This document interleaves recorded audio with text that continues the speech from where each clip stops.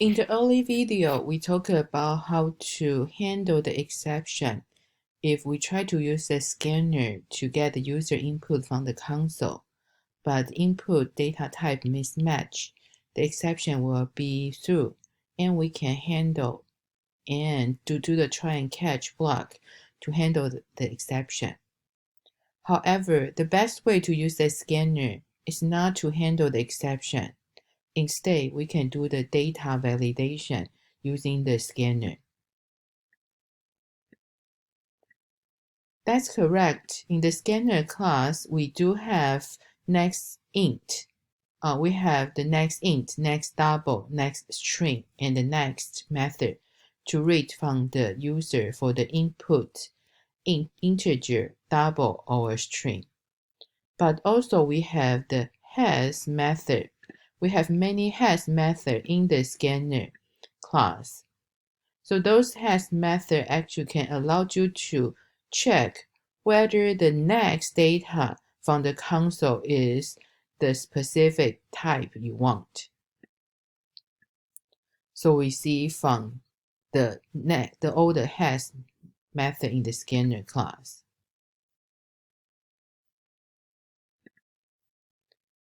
Okay, so the scanner class, you can see you can have the next line or next int. But also we have the has next. So just the next, you are expecting the next input will be a string. But the has next actually will show you, do you have the next string can read? Besides that, also they have the next, has the next int, has next double. So those has method, they all return a Boolean data type. On the other hand, if I expecting user will enter an int, so I will use the next int to read the user input, right? But before that, I just need to check, has next int equal to true or false? If that equal to true, then right, then I can do the next int without the exception will be through. So that's why here we will show you the example.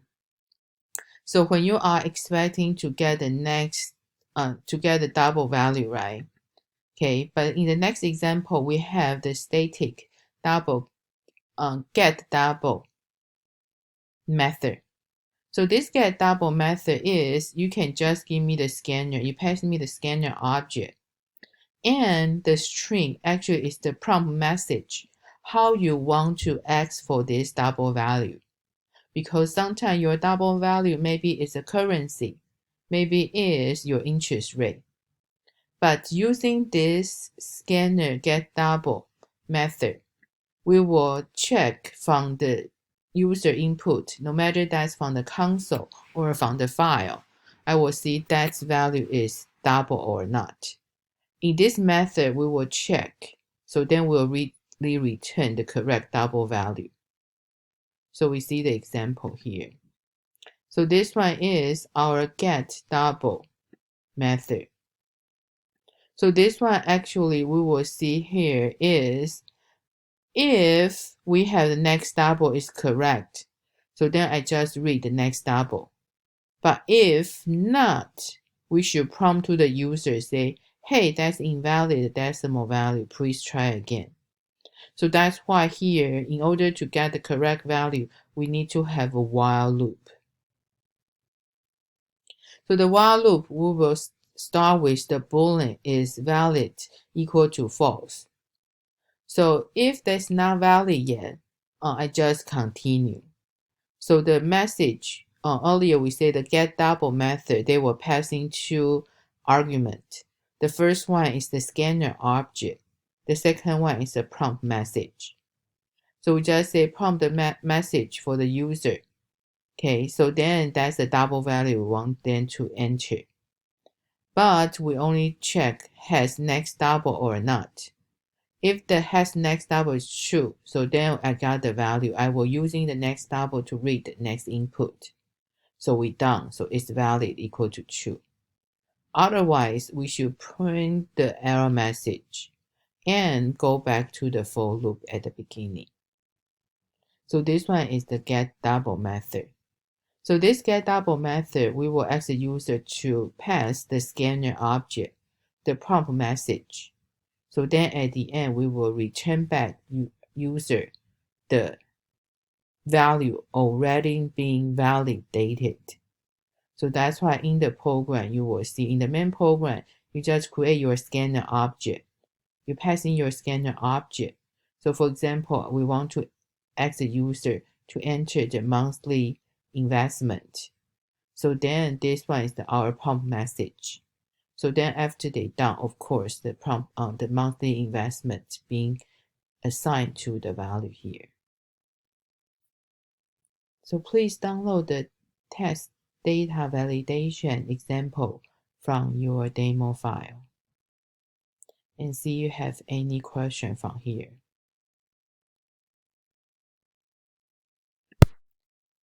So this video we talk about the scanner object. Actually, not only they can read the next value, they also has all those has method they can validate before they read the value. And also the next one, usually we see the scanner object, we're using the system.int to read from the console. But also if you want to read from a file, you also use the scanner object in Java. So here, if you want to read your scanner, using scanner object to read from the file, you need to provide your file object. So here you can either using the file name, so then you create the file object.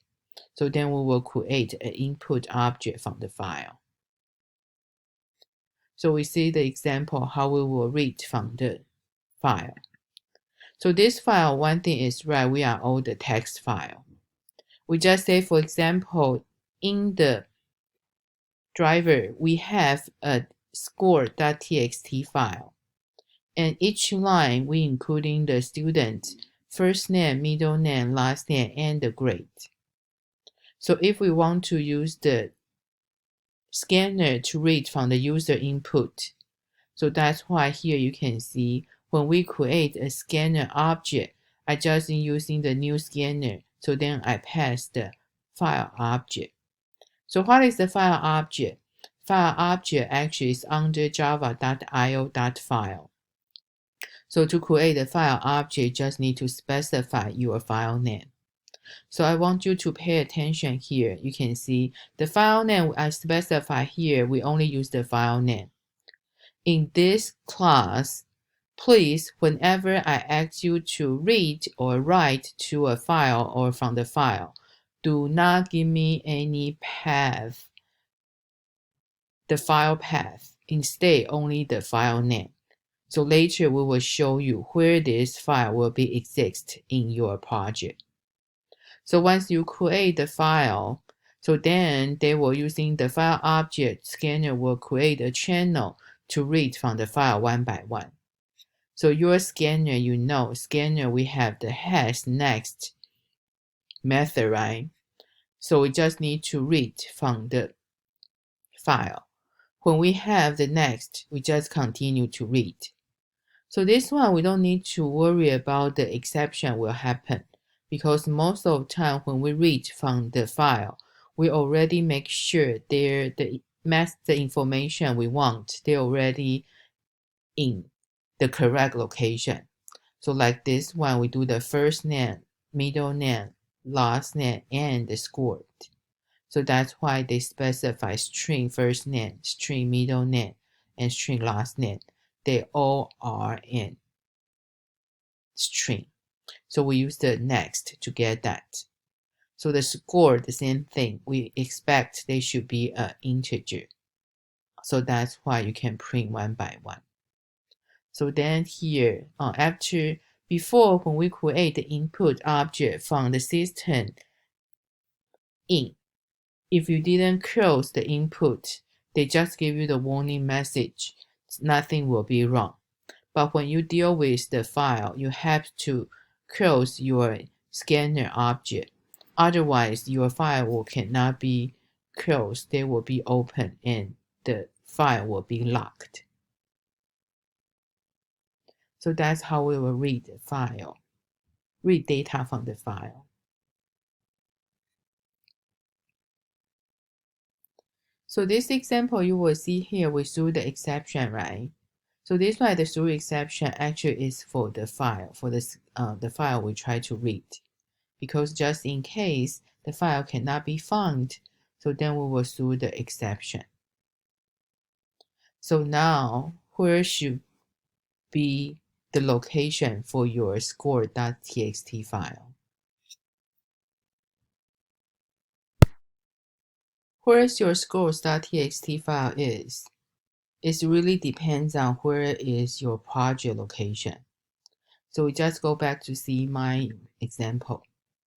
My example here, you can see, for example, I have my file is, my project is have the so many package, but my project name is called COMSC255Module9Clip3. So you need to go to find where is your project location.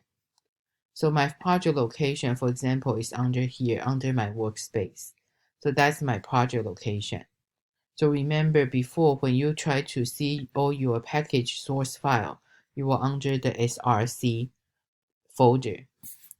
So then your class file will under the bin. So all other text file you want to read, so they will under this location. They will just right under your project folder, the same level as your source src folder. So here, the scores.txt file is the example earlier we showed you. So then in your homework assignment, I asked you to create a COMSC.txt file. They should be located under the folder, your project folder name. So then here you see I have many other files, right? So then this one is we will use after the midterm exam, after we come back from the spring break. So any your image icon file for your GUI, they also located here. So actually this location is your project directory. So your project directory is usually when you have your file name. I don't want you to include any file path. You just give me the file name. So the file will be found under your project folder.